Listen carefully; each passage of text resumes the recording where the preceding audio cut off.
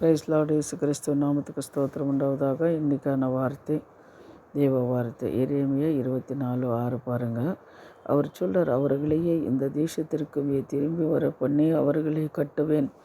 எதில் விழுந்து போயிருக்கிறீங்க? விசுவாசத்தில் விழுந்து போயிருக்கிறீங்களா? வேதத்தில் விழுந்து போயிருக்கிறீங்களா?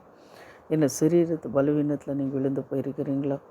அதில் என்ன விழுந்து போயிருந்தாலும் தேவன் உங்களை கட்டுறேன்னு சொல்லி தேவனை சொல்லியிருக்கிறார். மறுபடி எங்கே நீங்கள் விழுந்தீங்களோ அதுபோல் அந்த இடத்துலவே தேவன் உங்களை கட்டுகிறவராக இருக்கிறார், உங்களை நிறுத்துகிறவராக இருக்கிறார், உங்களை பாதுகாக்கிறவராக இருக்கிறார். எலியா நீங்கள் பாருங்கள், இஸ்ராவேல் ஜனங்கள் 12 கோத்திரங்கள் விழுந்து போகும்போது அவர் 12 கருக்கள் எடுத்துகிட்டு வந்து அந்த இடத்துல கருகளை வைத்து பலிபீட்டம் கட்டினார். ஆனால் அவர் சொல்லியிருக்கலாம், ஆண்டவரே விழுந்து போன அந்த கோத்திரங்களை மறுபடியும் நீங்கள் கட்டுங்க அப்படின்னு சொல்லியிருக்கலாம். ஆனால் அவர் என்ன சொன்னாருன்னா, அவர் கட்டுறதுக்கு அவர் ஆயுதமாக தான் இருக்கிறாரு. ஆனால் அதுக்கான காரியங்கள் நம்ம செய்யணும்.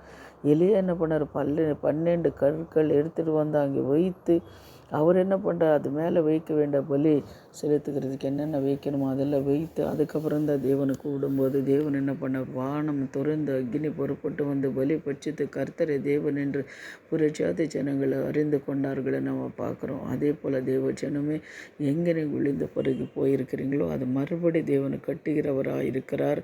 ஆனால் விசுவாசித்து எங்கே விழுந்து போயிருக்கீங்களோ, எதில் விழுந்து போயிருக்கிறீங்களோ அது விசுவாசித்து நீ ஜெபம் பண்ணும்போது தேவன் என்ன பண்ணுறாரு? உங்களை கட்டுகிறவராக இருக்கிறார் என்று அதில் எந்த ஒரு சந்தேகமும் இல்லை. ஆனால் எங்கே விழுந்து விசுவாசத்தில் விழுந்து போயிருக்கிறீங்களா?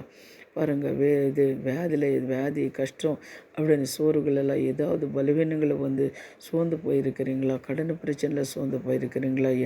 எதெல்லாம் நீங்கள் சோர்ந்து போயிருந்தாரோ தேவன் சொல்கிறார், மறுபடியும் நான் உன்னை கட்டுகிறேன்னு சொல்கிறேன்.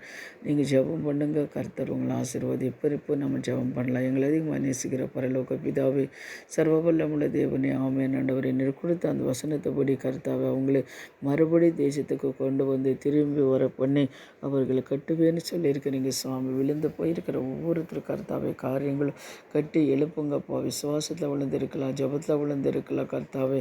அப்பா, என்னென்ன காரியங்களை விழுந்திருக்காங்களோ அவங்கள மறுபடியும் நீ கட்டுங்க. கேட்குற ஒவ்வொரு பிள்ளைங்களும் தேவைகளை தேவனை சந்திங்க. இயேசுவின் நாமத்தில் ஜெபிக்கிறோம் பிதாவே, ஆமென், ஆமென்.